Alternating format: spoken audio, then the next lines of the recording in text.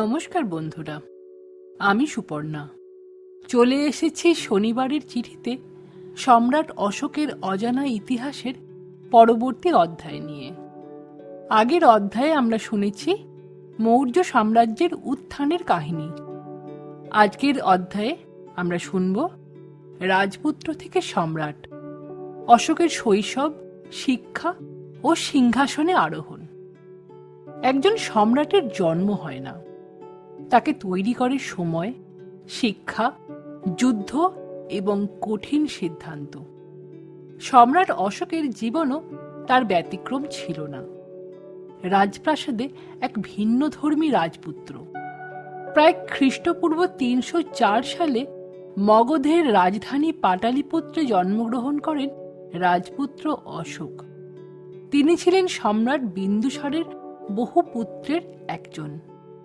মৌর্য সাম্রাজ্যের মতো বিশাল রাজপরিবারের জন্ম মানেই ছিল ঐশ্বর্য, শিক্ষা এবং কঠোর শৃঙ্খলার জীবন। কিন্তু সেই সঙ্গে ছিল আরেকটি কঠিন বাস্তবতা, ভবিষ্যতের সিংহাসনের জন্য নীরব প্রতিযোগিতা। অশোক ছোটবেলা থেকেই অন্য রাজপুত্রদের তুলনায় কিছুটা আলাদা ছিলেন। তিনি ছিলেন কৌতূহলী, দৃঢ়চেতা ও নির্ভীক। বৌদ্ধ ও জৈন ঐতিহ্যের কিছু গ্রন্থে তার শৈশবের নানা কাহিনী পাওয়া যায়, যদিও সেগুলোর সবকটি ইতিহাসবিদদের কাছে সমানভাবে প্রমাণিত নয়। তবে একটি বিষয়ে অধিকাংশ ঐতিহাসিক একমত: অশোক ছিলেন অসাধারণ মেধাবী এবং অত্যন্ত কঠোর মানসিকতার একজন রাজপুত্র। মৌর্য রাজপরিবারের শিক্ষার গুরুত্ব ছিল অত্যন্ত বেশি। রাজপুত্রদের শুধু পড়াশোনা নয়, রাষ্ট্র পরিচালনা, যুদ্ধবিদ্যা, অর্থনীতি, কূটনীতি, আইন এবং নৈতিক শিক্ষাও দেওয়া হতো। অশোকও এর ব্যতিক্রম ছিলেন না। তাকে যুদ্ধ কৌশল শেখানো হয়েছিল: ঘোড়সওয়ারি, হাতি পরিচালনা, তলোয়ার চালানো, ধনুর্বিদ্যা এবং সেনা পরিচালনার প্রশিক্ষণ তিনি অল্প বয়সেই সম্পূর্ণ করেন। এর পাশাপাশি তিনি প্রশাসনের নানা দিকও শিখেছিলেন। কিভাবে একটি রাজ্য পরিচালনা করতে হয়, কিভাবে কর সংগ্রহ করতে হয়, কিভাবে বিচার করতে হয়, এই সব বিষয়েও তাঁকে দক্ষ করে তোলা হয়। এই শিক্ষা পরবর্তী জীবনে তার প্রশাসনিক সাফল্যের ভিত্তি হয়ে দাঁড়ায়। তরুণ বয়সেই অশোক তার সামরিক দক্ষতার পরিচয় দেন। তিনি শুধু একজন সাহসী যোদ্ধাই ছিলেন না, বরং দ্রুত সিদ্ধান্ত নেওয়ার মতো ক্ষমতাও ছিল তার অন্যতম এক বড় শক্তি।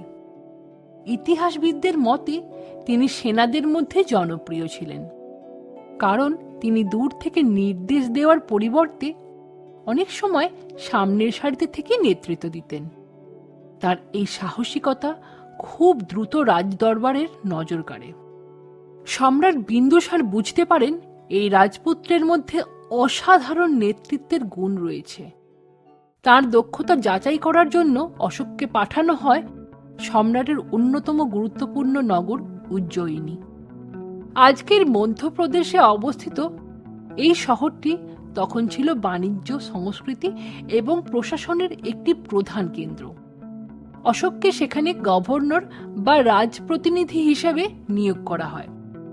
এটি শুধু একটি প্রশাসনিক পদ ছিল না, এটি ছিল ভবিষ্যতের একজন সম্রাটের জন্য বড় পরীক্ষা। উজ্জয়িনীতে তিনি আইন শৃঙ্খলা বজায় রাখেন, বাণিজ্যকে উৎসাহিত করেন এবং প্রশাসনিক দক্ষতার পরিচয় দেন। কিছু ঐতিহাসিক সূত্রে উল্লেখ আছে যে এই সময়ে তিনি দেবী নামে এক সম্ভ্রান্ত পরিবারের কন্যার সঙ্গে পরিচিত হন এবং পরবর্তীকালে তাদের বিবাহ হয়।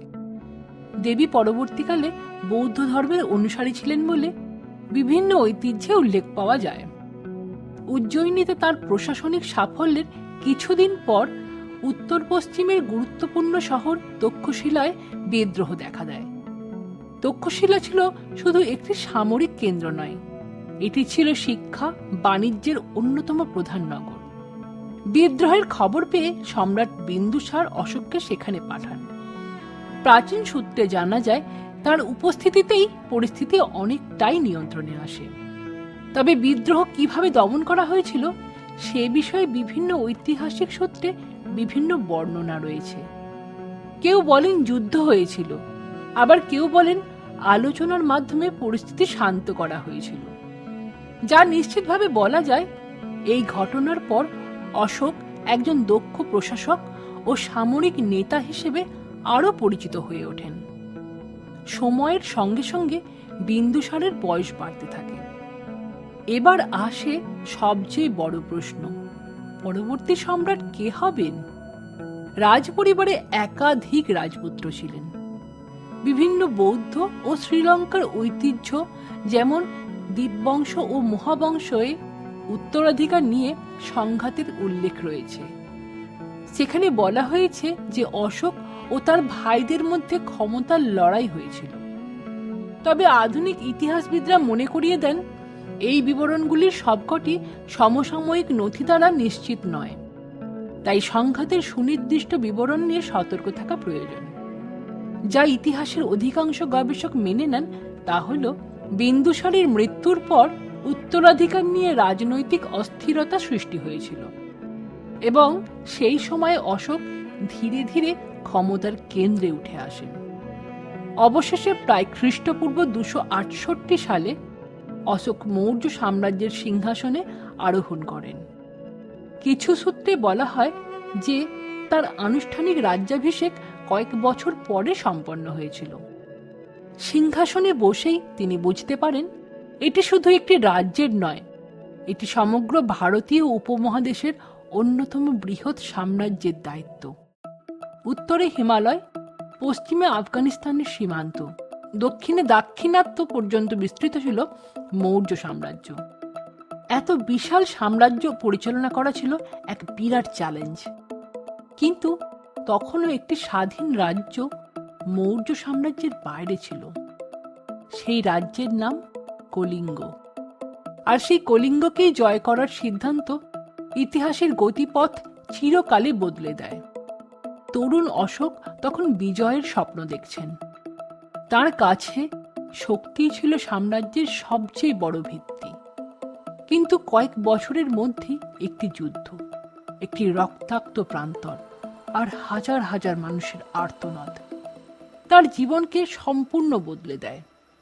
পরবর্তী অধ্যায়ে আমরা দেখব কলিঙ্গ যুদ্ধ, যে যুদ্ধ শুধু একটি রাজ্যের ভাগ্য নয়, একজন সম্রাটের হৃদয়ও বদলে দিয়েছিল। আজকের অধ্যায় এখানেই শেষ হলো। আশা করি আপনাদের সকলের ভালো লেগেছে। আমাদের এই ডকুমেন্টারি আপনাদের যদি ভালো লেগে থাকে তাহলে আমাদের এই ছোট্ট ইউটিউব চ্যানেলটিকে সাবস্ক্রাইব করুন এবং সকলের সাথে শেয়ার করুন। আপনাদের সহযোগিতা ও আশীর্বাদ একান্ত কাম্য। শুনতে থাকুন, সঙ্গে থাকুন শনিবারের চিঠিতে। আমরা খুব শীঘ্রই ফিরে আসছি পরবর্তী অধ্যায়ে। ধন্যবাদ।